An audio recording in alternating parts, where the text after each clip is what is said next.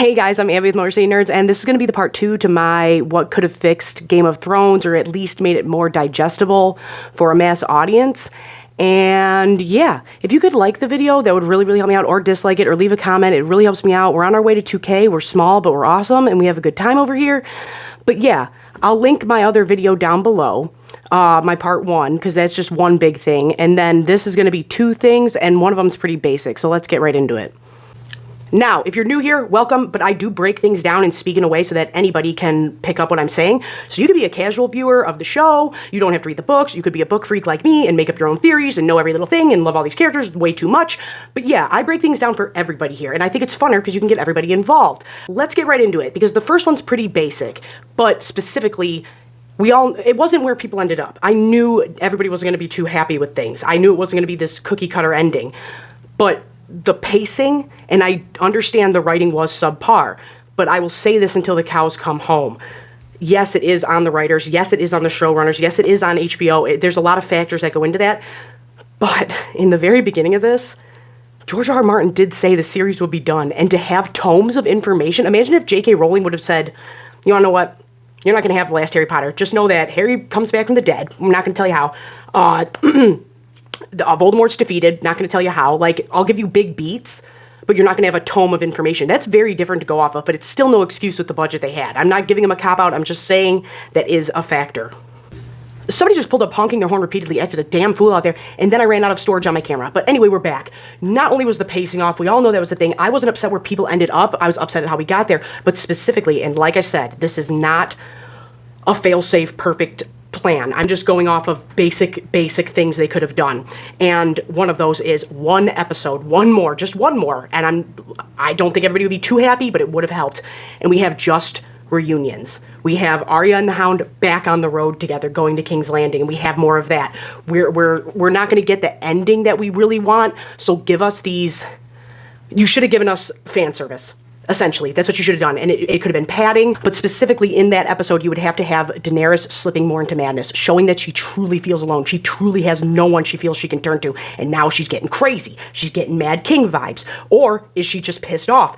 I think that should have been the focal point of that filler episode I'm talking about, and not perfect, but it would have gotten across more to the audience when her flip happens, that it's like, dang. We got more insight into how she was actually feeling. She doesn't have Jorah. She doesn't have Barristan. She doesn't have Jon. She knows she's alone, and she's slipping into Targaryen crazy town. But here's the other issue, and I talk about this extensively in a lot of my Game of Thrones videos, or A Song of Ice and Fire, whatever, and I just don't want to be screamed at and told I'm stupid and don't know nothing. But a big problem is that we went normal life in the first and second and like in the beginning of the series. It was so down to earth. It was all about people, and then we were getting more and more into magic, just like in the books. We're getting more and more into magic. By the time we get to the battle at Winterfell, the long night, we're so hard into magic.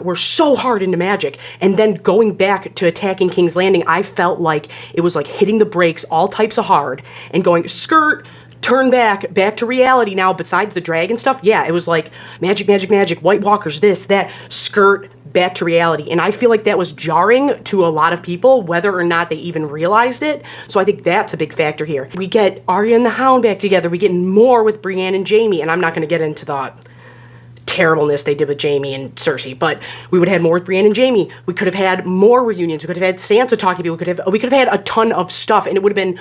We would have loved it. This is like an honorable mention, because if I was going to do like a fourth thing, it would have been you threw Euron Greyjoy away. And that could have added to that magic skirt back to reality feeling, where if you would have used him correctly and more of how he's in the book, you could have done some crazy magic stuff still, and people would have been open to it because we just watched the dead rise. But I feel like if we just would have had better pacing, not even writing, just pacing, it would have been a little better for everybody, and people wouldn't have disliked it as much as it was.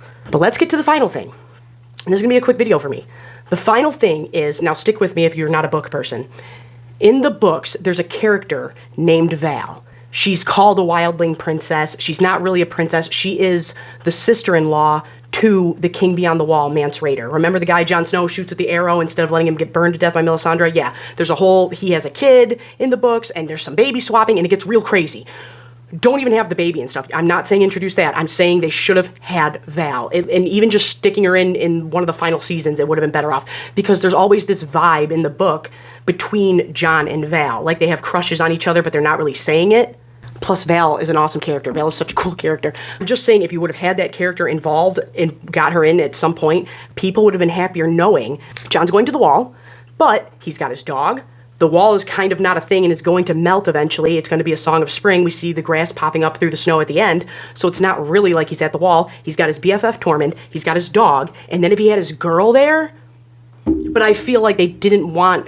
I feel like they wouldn't have done that officially because they wanted that Danny John stuff. And I get into that in my other video. So badly that they couldn't have really done both of them, but like I said, it would have worked. I don't think people would have been too happy, like I keep saying, but I do think they'd go, okay, we're happy where our hero ended up. It's not where we thought he'd end up, and I hate Bran. I cannot stand Bran, so I don't even want to get into that. Having John with his girlfriend, his dog, and his best friend at the end would have made the average viewer and probably book readers a little bit happy. We would have been like, okay, he doesn't have what we thought in titles and this and that, but he does have this, the things in life that matter, the people you care about, and your pet dog. Didn't have to be like a strong thing, because even in the books, like, they have tons of run-ins, but it's not like they're banging, it's not like they have this, there's just this tension between the characters. And she's the sister of the woman who has Mance's baby in the book, but because they cut the baby stuff, I feel like they didn't think about using Val. And personally, I feel like the addition of Val would have really changed things up. And it could have been a good thing to go like, I'm thinking about that girl back at the wall that is mysterious or whatever. You don't even have to use her a lot. Just be like, John's kind of thinking about her. And then have him with Daenerys going, I might be hooking up with her, but I really keep thinking about that girl back at the wall type deal. And it would have worked better, I feel like, for an audience. I really do. And I'm Abby with MotorCityNerds. I'm on OF, I'm on TikTok, I'm on all the things down below. Check it out, please. I really appreciate it. Consider subscribing. We have a lot of fun over here. But yeah, tell me if you think I'm crazy or wrong. And if you're new here, just know that I love A Song of Ice and Fire. I love Game of Thrones. That's my favesy thing. But my first true love of anything is film. So I'm coming at these things of going like, okay, adaptation-wise, would love to have everything in Westeros there and everything in the entire world of A Song of Ice and Fire there. But it doesn't work. Some of the things just don't work. And I talk about that extensively with House of the Dragon, where I'm like, there's going to be things that on screen might not work. And if they don't hit correctly, it could tank it. And it's because it's a different medium. And I'm aware that we can't have everything. We can't have every little thing. And I wish we could. I wish we could. I would watch 25-hour extended editions with you guys. But that's not a thing. So I'm just going off of like the bare minimum that would have made at least 50 to 60% of people go, not too happy, but I like it. It's fine. And yeah, check things out. I got a bunch of videos. I cover everything. I'm going to do some reactions. And yeah, everybody stay safe out there. I'm Abby with MotorCityNerds. Check out my other Game of Thrones videos.